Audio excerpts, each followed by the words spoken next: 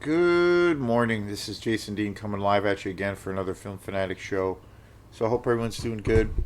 It is Tuesday at 8:20. Another beautiful day. The weather has been pretty spectacular here in Mid Coast, Maine. It's funny because I remember years past, usually around August or late July, is usually like the hottest time of the year. But it starts cooling off now this time of year, slightly. Like gets really dry, a lot less humidity, even though the weather's been spectacular. I've been back to wearing long pants. I haven't worn shorts in so long. It's so weird. We only have like this. Now it gets hot in like parts of July, or I should say parts of June, and then hot, and in July there's like substantially hot days, or somewhat consecutive days. But now I'm back to wearing long pants already, and it feels like, it's got that fall kind of thing in the air. It's weird. But anyway, I've been pretty busy with doing the channel, doing new videos. I got about 5 or 6 new movies recently, so I've been uploading those. I also finished a TV series that I watched, and I still have to finish a couple of more episodes that I'm uploading for just an incredible show called Andor, which is amazing, and which has been just super cool. And then I've been watching some new movies, and I just recently uploaded. Well, I'm actually in the midst right now of uploading a video on Sergio Martino's Torso, the Italian cut from 1973, which is one of the greatest giallo slasher movies ever made. So really excited about that video, and then I got quite a few other movies that I'm going to be watching and talking about. One movie I'm really excited about watching and also doing a video on, because I only got to see it once in the theater, and I was just completely blown away. But that is Godzilla minus one, the last, which came out almost a year or two ago, which was the latest or the last installment from Toho Studios in Japan. One of the greatest Godzilla movies I think ever made, and it's just incredible. I saw that in the theater, and I was just like, I was floored by it. So I just picked that up on Blu-ray, which I'm super excited to watch and to do a show on, of course. And so yeah, pretty excited about that. And got some more quantum shows coming up. The we got another show coming up at Opera House Video. We've this is like this will be our third show playing at no, actually no, this will be our fourth show playing at Opera House Video. We did a couple of shows last year there. We did one over the summer where it was just us and we played during the day at Opera House Video, which is the only video rental place in the entire state. And good friends with Dennis Howard, the owner. And then we did another show there, I think which was around the winter time of, yeah, it was this year, 2025. And we did a nighttime show. And then with my friend Leo, who plays in the band Osmia. And then we also did a show a few weeks ago. Well, actually in June. It was the summer. It was actually the start of the summer solstice, and we did a show at Opera House Video with my friend Ronnie, who has an electronic group, and that was fun. We did something a little bit different. We did this kind of round robin thing where we traded sets like back and forth and music back and forth. We would switch off and on for 20 minutes. We do like 15 minutes or whatever and then switch back. It was really cool. It was actually a really fun experiment. It was really a challenge too, because the thing is, we really had to like play off of each other's vibe, and we did a lot of improvised stuff. Ronnie does mostly all improvised music, so for us, we're mostly centered on songs and structured songs, even though the tunes are very loose. So there is areas and times where we can definitely improvise, and then there's always at some point during one of our sets. Sometimes it doesn't happen, but pretty rarely. But there's usually always moments or segments or portions of the show where we do totally improvise. But we did a lot more of that at that show. So we're going to do another one, Ronnie and I at Opera House Video, which will be coming up in August.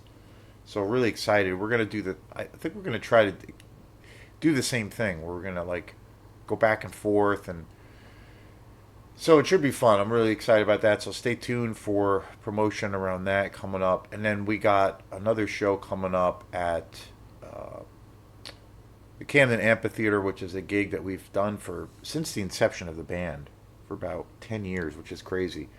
Camden Library in Camden, Maine has this amazing amphitheater, and it sits right on the ocean, and it's got beautiful natural acoustics. And we've always played there. I don't think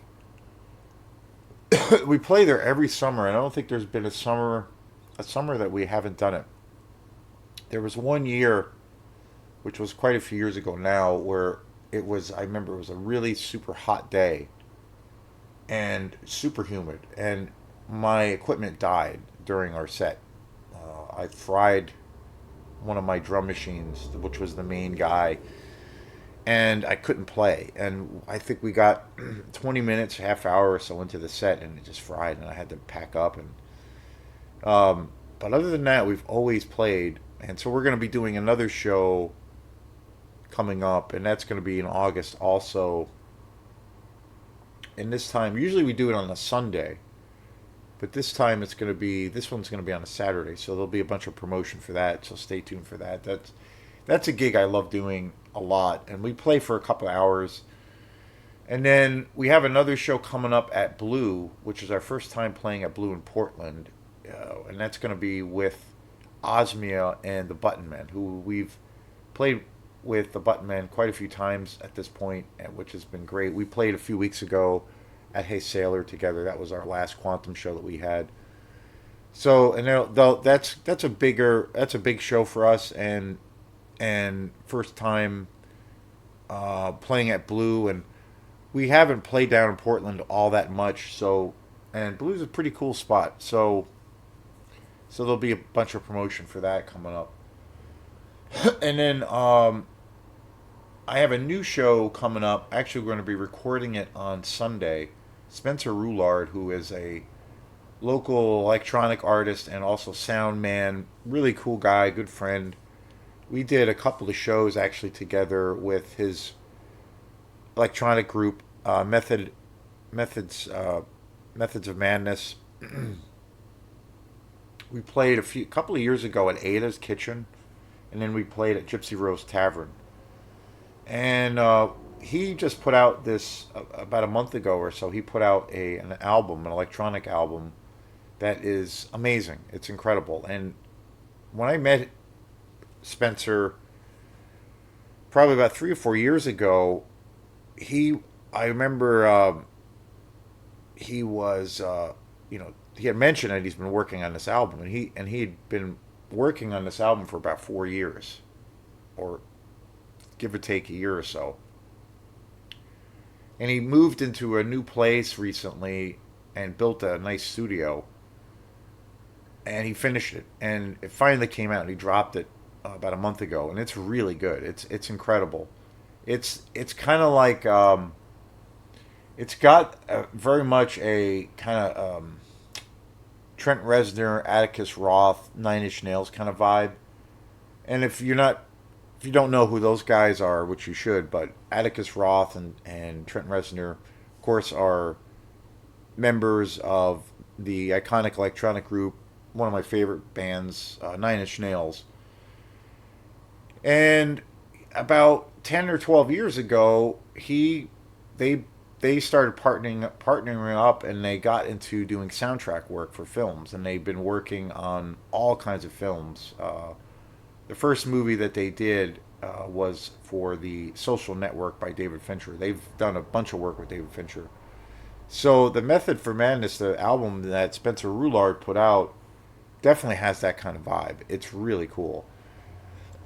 So we're going to get together on Sunday, and I'm going to interview him about the whole album, which I'm really excited about. and we're going to try to make it happen. But we're going to try to play a show together at some point where he'll maybe play that material. So stay tuned for that. So I'm really excited. We're going to get together on Sunday afternoon and record an interview for Film Fanatic. Haven't done an interview for this channel in a very long time, and I had a really good interview possibly lined up with someone that I really admire and look up to, and unfortunately, due to scheduling things, it kind of fell by the wayside. So it's tough getting interviews because of people's schedules.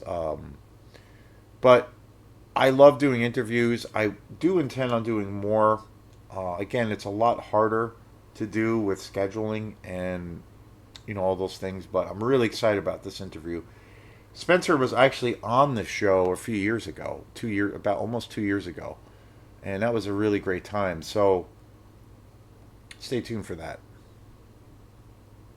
So today's show is a pretty somber show, but I want to try to keep it upbeat.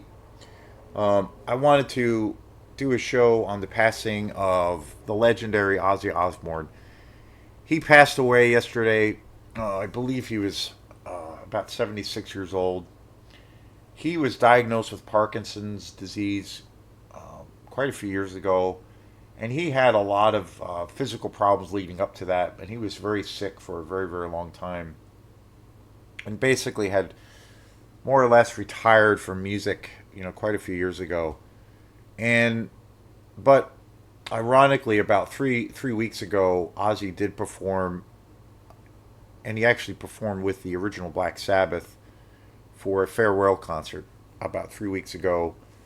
And I just saw a stat or a little story about it, that it was a charity for Parkinson's disease, and it was the biggest fundraiser in rock concert history, which is amazing, which is wild.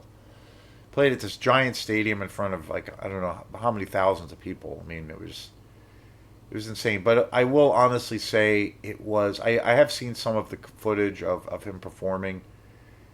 There were a bunch of a lot of guest stars played with him, and he had his band, and they did all of the Ozzy cuts, and then also Black Sabbath was reunited to do a concert. So, but I will say it was hard to watch because Ozzy was in very bad shape, and you could see why he retired quite a few years ago.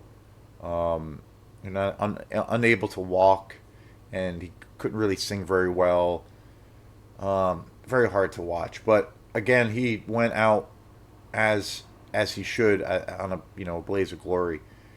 And so he passed away yesterday. And so that hit me pretty hard.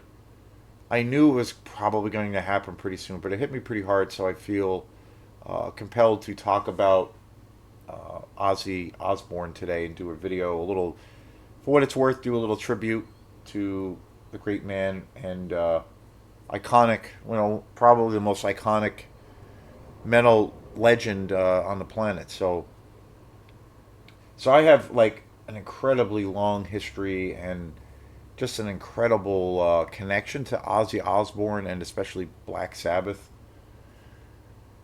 When I was a kid, Ozzy's, for what it's worth, Ozzy is one. Well, I mean, for what it's worth, there's two things that happened to me in my life that were, key in playing a role in motivating me to do this crazy music thing, to become a musician and to want to become a musician, to, dive into that world. As crazy as it is, there were two things that happened to me in my life that where a light went off, and I was like, okay, I don't know how I'm gonna do it. I don't know what it entails, and both of these experiences happened to me when I was very, very young, and changed my life forever and made me become a musician.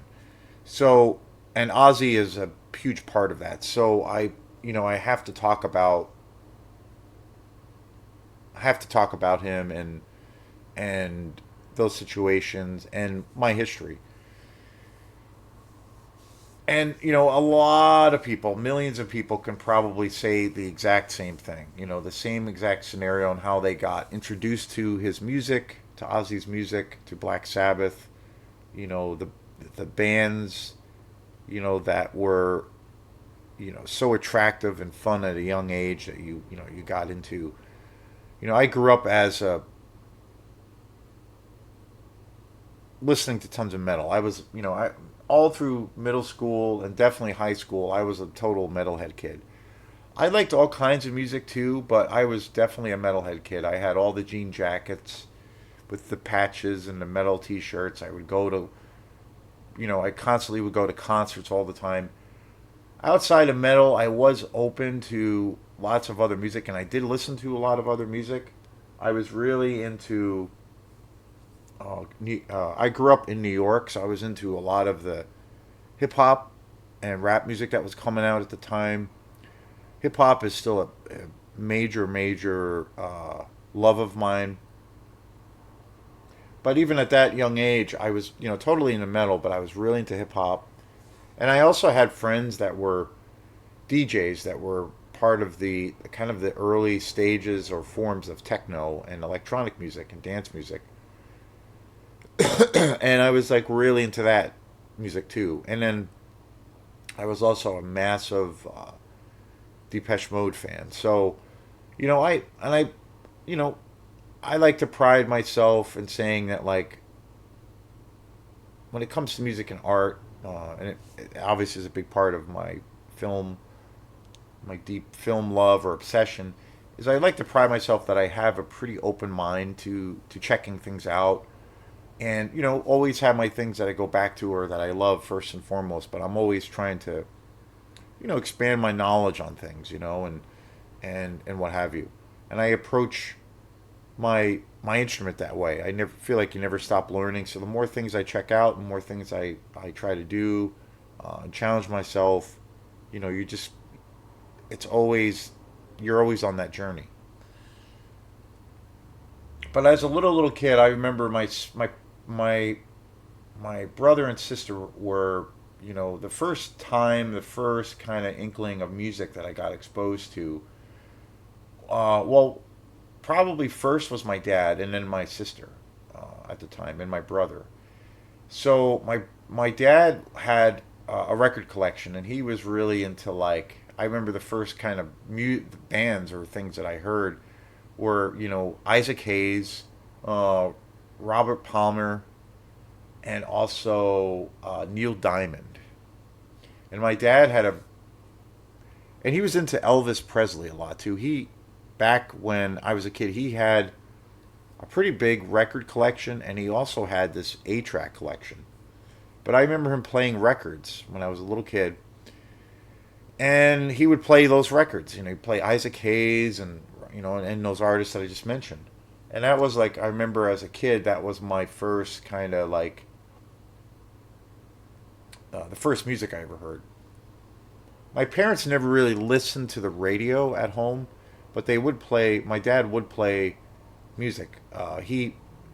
We had a pretty nice, sizable house where I grew up in New York, and he had a downstairs area. My dad was also a professional photographer, and so he used to do all kinds of weddings and photography shoots.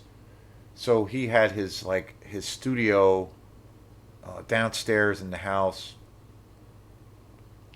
and then he had his record player, and he would play music quite a bit back then. When he was young, when my dad was young, he would listen to music fairly regularly. And then my when my brother and my sister started getting into records, they were really into the first kind of rock, or my introduction to rock and metal was of course Kiss. My brothers and sisters were really into Kiss, and they had a bunch of Kiss records, and that was my introduction to rock and definitely my introduction to like what metal would be for me. I was enamored with them because of obviously all of the theatrical things. Like I liked the other music that my dad played, but it was when I first saw and heard Kiss. When I look at the album work and the artwork and the pictures of them, and I was also really massively when I was a little kid. I was massively into comic books, and then also I had gotten exposed to horror films. So I was into comic books as a kid, horror films. My mom was really into horror films, still is. And I remember when I saw Kiss, the pictures of them, I was like, wow, like these are real life, monsters or real life superheroes. Like that's what it was, and it was really magical. And I just remember being enamored by them. And then I remember as a little kid being at a record store or a record shop, and going through the aisles. I used to buy cassettes back then, and I remember buying Ozzy Osbourne, and it was not on a. It was like an unplanned kind of thing. I bought Ozzy Osbourne, Blizzard of Oz on cassette, and that was the first album of his I ever heard, and I ever got. And shortly after, there was all that controversy about where Ozzy Osbourne was involved with this legal lawsuit that around his song on that album, Suicide Solution. That this song, there was this case of this teenager who had committed suicide, and there were all these allegations that this song and this album in particular was like, pro suicide. So there was all of this, controversy around it. And I remember hearing about that, and that, Ozzy was this, devil worshiper, and he like ate, children, and just all this crazy shit that was going on around that time. And I remember as a kid when I heard all of these stories that like, wow, he's like, and I remember at a young age he was referred to as like the Prince of Darkness. I was like, okay, I have to listen to this guy. This sounds amazing. And I remember that all of that controversy as a little kid made me excited to want to listen to Ozzy. The same thing happened with, how I got into Judas Priest. The same thing happened with them with Stained Class, and the lawsuit that they were involved with for supposedly condoning suicide through backwards messages, for the Stained Class album, and the song in particular, Beyond the Realms of Death. And those things made me huge fans of those bands and those artists. Like it was hilarious when I think about it. And the PMRC was going on. Tipper Gore, Al Gore's wife. She started the Parental Music Resource. There was this huge thing of like conservatism coming on in America where they were trying to label albums, and where kids could not buy these albums or even ban them, and it was crazy. And then the Satanic Panic was going on at the same time. I remember that, where basically, you know, um, all of these like supposed satanic crimes were going on, kidnapping and cannibalism, and it was just all perpetrated by these crazy conservative evangelical politicians, and it was all of it was just garbage. But during that time, I remember buying Blizzard of Oz, and I was just blown away. And then shortly after that, I started buying, every Ozzy cassette, every album that I could get. Bark at the Moon, The Ultimate Sin. I mean, everything. And then discovering Randy Rhoads, his guitar player in the early '80s. This virtuoso guitar player. Like that was the first. Randy Rhoads was like the first rock guitar player that I had heard that was just like, it was unlike anything I had ever heard before. I remember hearing Randy Rhoads before I heard like Eddie Van Halen. And he was the first kind of shredder guitar player, this virtuoso guy. So I was knee deep into that. And then, and I was listening to tons of Ozzy for a few years. And then, and again, this was when I was a little kid. And then through that time, I got, I learned that, oh, wait, Ozzy used to be in this band Black Sabbath. By that point he had left Black Sabbath, or kind of got kicked out of Black Sabbath for by quite a few years. And I was like, wow, okay, I got to check out Black Sabbath. So I dove way into the Black Sabbath years and all of their albums, and I became enamored with that, and I was just like blown away, and I worshipped that stuff. And so it was reversed for me. I grew up listening to Ozzy, and then I got into Black Sabbath, like maybe within a 2 or 3 year time period. And suddenly, I was listening to Ozzy and Black Sabbath, you know, literally 24/7. Like that's all I listened to. And I have to say, Black Sabbath, pound for pound. Sometimes you hear that question, and it's kind of sometimes hard to answer, but I think it's a pretty definitive answer. But Black Sabbath, when it comes to like metal music and heavy metal music, um, Black Sabbath was the greatest band on the planet, and Black Sabbath's definitely, I think, in the metal scene and in the rock scene, they were the most iconic, the most influential band of all time, and the greatest metal band, without a doubt. I mean, they without Black Sabbath, metal would not be what it is today. I don't think in any way, shape, or form. It probably would still exist to some degree, but it would be very different. And Black Sabbath, I think, is the greatest metal band ever and the most influential metal band ever. I mean, they were writing this heavy music and performing this heavy music, literally light years before anyone else.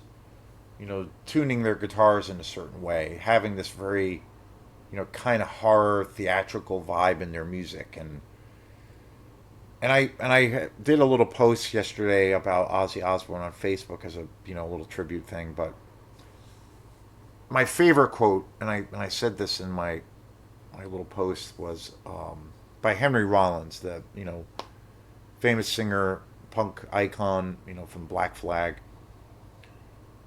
My favorite quote of his, in regards to Black Sabbath and how he was very close to Ozzy Osbourne personally as a friend, but I remember him saying how he thought of Black Sabbath, and he would say, and I remember him saying to him, for him it was like the ultimate lonely man's music. It was like it was music made for like the outcasts, the freaks, the people who were the underdogs, the kids who were not popular. And to me, that like is and was what that music meant. And I think Ozzy's music too.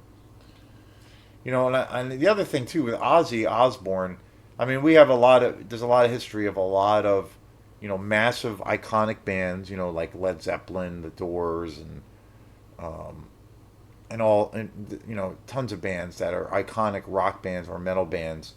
And there's all kinds of situations where like the lead singer of the band ends up leaving and does a solo project and becomes successful.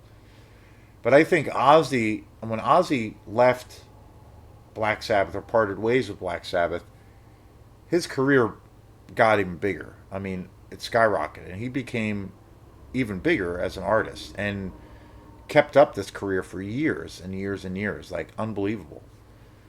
And you'd be hard pressed to find an artist that broke away from an iconic band that went on to become that successful on their own. I mean, there are examples of that, but I mean, I was thinking of this last night. There's some examples of that would be, Robert Plant, when Zeppelin broke up, had a solo career and was nowhere near as successful as Zeppelin, but he had some, success. Peter Gabriel, when he was in Genesis, he went on afterwards and became even bigger. So there's some examples, but Ozzy, I feel like that trajectory that he followed with his career kind of eclipses anything that I've ever heard of. And I don't think Ozzy ever got that credit to be onto like looked at by musical historians as being somebody who was that successful, like you know unlike any other, for a singer who plays in one of the most popular bands on the planet, and the greatest in that genre band of all time, and then to leave that band and to yet find even more success after that band is continues without him is unbelievable. Unbelievable. It's unlike anything in history, really. I remember I have these memories that feel like it was yesterday, but when I first, spent all that time listening to Ozzy and then eventually Sabbath, that first few times that I remember listening to those cassettes, the music, it was so dark, and again, I was really into horror movies by that point. I, had seen a lot of slasher movies and horror movies and things of that nature, and to me, this was like a part of that world. But some of the stuff kind of scared me, but yet it fascinated me, kind of like seeing a horror movie, you know. And fast forward after about 5 or 6 years, Ozzy had kind of basically went into an even bigger, had gotten even more popular, and he put out that album No Rest for the Wicked and he brought on legendary guitar player Zach Wild, who I got to see last year with for the Pantera show, which was amazing. That was an amazing show, and Zach Wild's an absolute beast of a guitar player. He really is, and that was an amazing show. Was it last summer? I think it was. And but this was he brought in Zach Wild. I mean, he brought in Ozzy was you know notorious for bringing in amazing guitar players. Most notably, obviously, he had Brad Gillis, who was a really great guitar player, who I think played with Night Ranger and a couple of other popular classic rock bands eventually after moving on or moving forward. And then also Randy Rhoads being probably the biggest. I mean, just an amazing guitar player. Another guitar player, Jakey Lee, who did a few albums with Ozzy, who was another shredder, virtuoso guitar player. And then Zach Wild, who was a monster and went on to become a massively popular guitar player, and is still like touring with Pantera and has his own band and all these things. And Ozzy Osbourne was my first concert as a kid. I went with my because I was I believe I was 11 years old, and No Rest for the Wicked had just come out. Had it on cassette, and I loved that album. And it was the first album that he did with Zach Wild, and so I went to see him in concert, Ozzy Osbourne. I think I was 11 years old. I went with my friend Mike at the time, who was also another kid. We were the same age, and he was really into metal too, and Ozzy. And I remember my mom went as a chaperone, and then my uncle, and all four of us went to see Ozzy Osbourne at the Meadowlands Arena in New Jersey, and it was my first metal concert. And Meadowlands Arena, I think, is under a different name now, but that place is a massive arena. I mean, it holds like I don't know 30,000 people or whatever. Massive arena, and I was a little kid going to that. It was my first concert ever. First time being around, thousands and thousands of like crazy drunken metalheads. And I was this little kid, and it was just like, it was surreal. I remember waiting online, and there were all these like, guys with like tattoos and long hair and all kinds of metal T-shirts and the patches and jean jackets and leather and all of this stuff, and everybody was drinking in the parking lot. And it was my first real exposure to like that kind of culture. I had friends that were into the music growing up, but we were all little kids, and we never went to concerts at that time because I was 11 years old. But it was crazy. And the other thing too was I remember Anthrax opened up. They were the opening band, and I had started to get into, after a few years of listening to Sabbath, especially Sabbath, that was definitely my gateway to heavier music. And you know, that's how it happened. Like it was Kiss first, then Ozzy, then Black Sabbath, and then bands like I got really into Iron Maiden, and then I also got really into Judas Priest, and then from there it was Metallica, and then when I got into exposed to thrash music, and I remember the first Metallica album I ever heard was Master of Puppets. That music was way more extreme and heavier. Well, I don't really. It's funny. I still think when it comes to heavy music, I still think Sabbath is like the heaviest thing you can listen to. I mean, because their stuff is like real groove based. It has a funk. It's funky. But with Master Puppets and Metallica, like that, the music was faster and it had more energy that way. And it was the first kind of thrash metal music, at the time.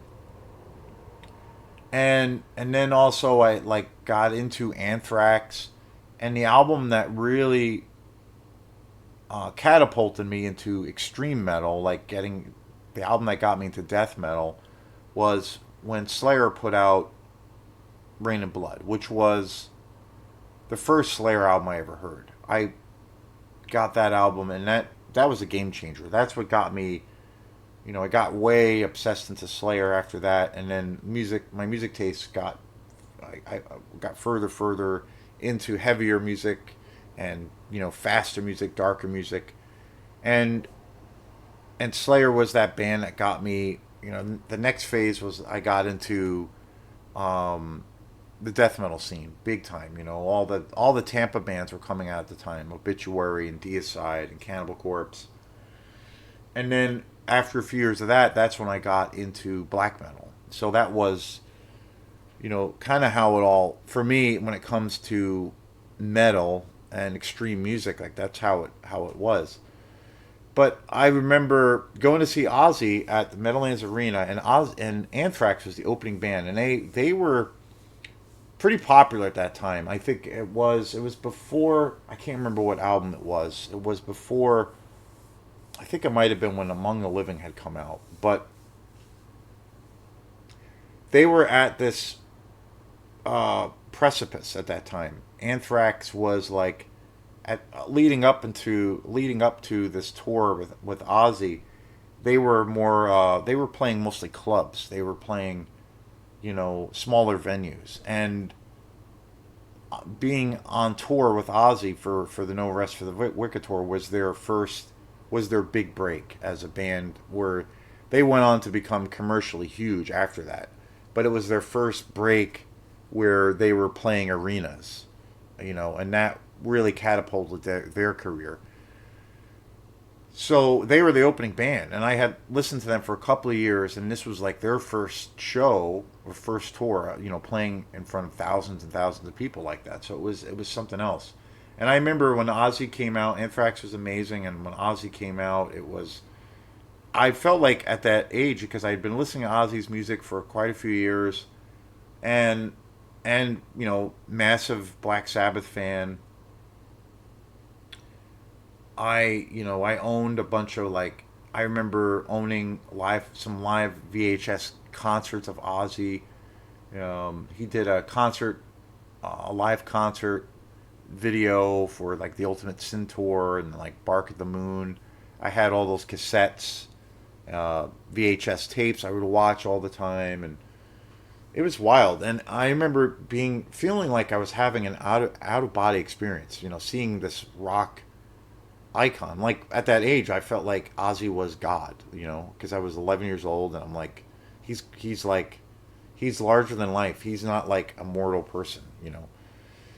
And it was unbelievable. It was my first concert that I ever went to. It changed my life forever. Like That moment when I saw him come out on stage and the energy and the lights and the sound, that was one of the major things for me where I was like, I don't know how I'm going to do it or what it entails, but I want to play music for a living or attempt to play music for a living.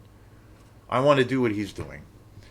And then fast forward a few years after that, the other experience for me changed that changed my life, where it was that same kind of moment of where I was like, I don't know how I'm going to do it. I don't know what it entails, but I know I have to do it. And try to do this crazy music thing, which I still somehow am still doing it and trying to always do it. I remember my uncle was, and I might have talked about this story before, but I remember, and it was like a year or two after seeing Ozzy Osbourne at this concert. My uncle was a Vietnam veteran, and he was very much involved with like the Legion Hall and all these things. And so I remember they had this, the American Legion that he was a part of had this big picnic. And so all the families of the veterans and all, everybody went to this park, and they had this big giant barbecue and had food and beer and all this stuff.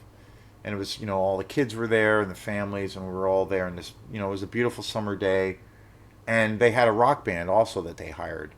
And the rock band was, you know, playing, in this field, in this park. And this experience was the first time I ever saw a band up close, like where I got to see a live band, right up close to where I could like touch them basically and hang out with them. And these guys were they were like a classic rock band. They were playing like classic rock covers and things like that. And I remember as a kid going to this big family picnic thing for the veterans, and I remember just seeing this band play, and I was immediately enamored. At that point, I had not um, played any instruments. I hadn't tried playing any instruments at that time. Originally, shortly after this experience, though, I started playing guitar, and I took guitar lessons for a few years, and that's what kind of what happened. So, but I remember the minute I got to this picnic, I was like, "Wow, what is that? There's a band playing. Wow, wow, this is cool." And I remember immediately going over to where they were playing and sitting. They were set up on this grassy kind of area, and there were like picnic tables all around, and there was a picnic table right in front of where they were. And I remember as a kid walking over there and sitting there the whole day watching them, and I was just like enamored. And I remember also like this memory. I had this memory of like nobody really cared. Like it seemed like the band was being ignored by most people. Like people were just kind of busy talking and drinking beer and eating food and hanging out with families and their friends. But nobody was really engaged with the band. Nobody was dancing. There every now and then it'd be some clapping or whatever, but it was kind of this background thing. But I remember I was enamored, and I was just like, this is the coolest thing ever. What is this? This is like live music, and this is a band that is like of guys that look like people here at the party. It wasn't the thing of like seeing Ozzy Osbourne where it was like seeing God on stage. It wasn't that. Where like that experience was so inspiring, but for me it was like removed because I couldn't really identify with Ozzy that way because he was a god to me. But with these guys, I could identify with them because they looked like my uncle or my dad, or it was different, and they were sitting right in front of me, playing in front of me, and I remember just being enamored. I remember them playing, and the table that I was sitting at, the band had these red cups filled with beer on the table. And I remember at one point they were rocking out, getting into the music, and I remember at one point I'm sitting at the table and there's like these red cups of beer, and the bass player got up on top of picnic table and like grabbed one of the beers and was drinking one of the beers, but he spilt it and it spilled all over me. All the beer ran all over me, and I was a little kid. I got covered in like Budweiser, and at that moment, I was like, "That this is the coolest thing and the coolest thing I've ever experienced. I have to do this. I don't know how. I don't know what it entails.